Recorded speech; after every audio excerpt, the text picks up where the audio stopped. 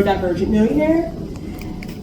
I wrote my book because I was diagnosed with autism at the age of 2 years old. I was in special education classes throughout my whole childhood, went to college, got up to a master's degree. So I did all the things that society told me to do, only to struggle to find stable employment when I got out of school. And it's caused me such a depression, not being able to fit in. Every time I got stable employment, it wouldn't last because of discrimination due to my disability. And that led to me going into a deep depression, which led to me being hospitalized. And so I wrote my book to talk about all the struggles that people with neurodivergence face when it comes to building financial stability, the discrimination in the workplace, the lack of accommodations. And I'm actually going to share a passage with you guys that may be a trigger warning. I took a risk going out of state, for the first time, trying to get the stable job. And I put myself in a situation that was abusive in an effort to be able to get that opportunity. And I learned a lot about how, because we're discriminated against so much as neurodivergent people, it makes us vulnerable to put ourselves in situations that we don't deserve to be in because we want that chance so bad. And it harms our self-worth, and that is why I believe we should rebel against the status quo of the capitalistic system that we live in. All right. Well, look, you just answered all the questions. That's fine. But so without any further ado, I present to you Shalise Nicole Bird. Take it away. The move that changed everything for me. After years of struggling to find work in my field, I was offered an opportunity to start a new career path out of state. At the time, I was working a dead-end job that wasn't autistic friendly, and it wasn't a good sensory environment, and it was underpaying me, and it did not accommodate me properly. I hated it. I applied for the new position. It took me months to finally get an interview. I aced the interview. I was offered the position. I was so excited, yet I was so sick of my current situation. So I jumped on it without even really thinking about what lied ahead. While I've done some research on the cost of living in the area, I was not thorough enough.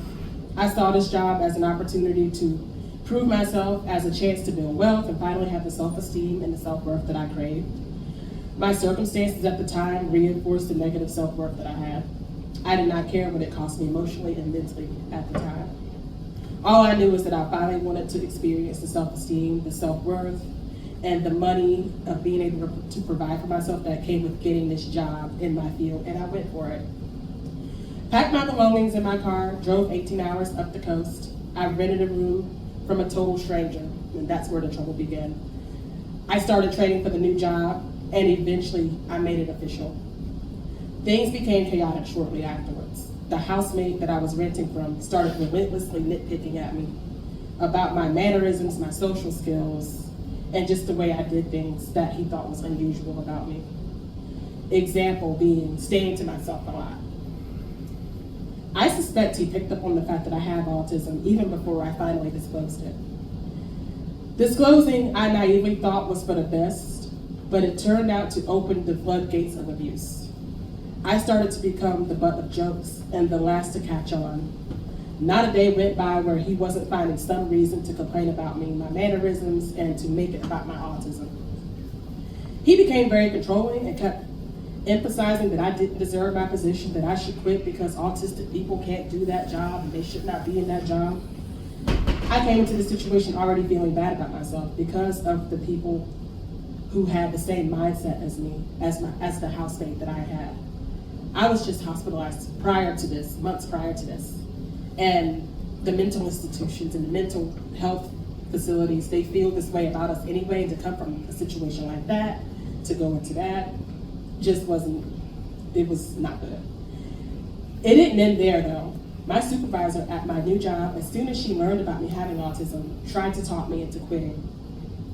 Although I have no proof, I couldn't ignore the shift in her attitude toward me when she realized that I had autism.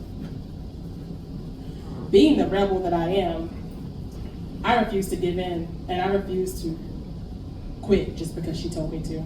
I was determined to stay at that job. When I encounter resistance, I'm the type of person that it makes me want to stick to something even more. Just because you told me I couldn't do it, I want to do it even more. So because of my refusal to quit, she went to the extreme of spreading vicious lies on me to get me fired. Luckily, there was a union backing me and they protected me. I successfully defended my case and kept my job. Back to the living situation, my housemate became even more abusive. The situation became so untenable that I ended up inadvertently giving them their way by just leaving the job, resigning from the job, and I left that housing situation altogether.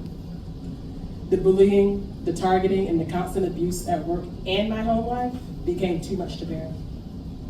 On top of that, I was living with housemates because of the cost of living and the area was too expensive to even afford to live alone, which is how I best thrive. The pay for the job was not enough to afford living alone while saving, investing, and living comfortably. To afford living life on my own, I'd have to sacrifice everything that was important to me and live paycheck to paycheck. That was not acceptable to me.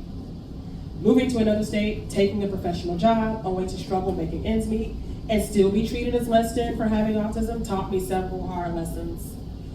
Getting educated, doing all the right things, obtaining professional, quote unquote, good job does not guarantee financial stability. It hurt more than ever when I came to terms with the fact that I did all the right things and still couldn't afford a comfortable life. Being educated and working a prestigious job didn't shield me from bullying that came with being autistic.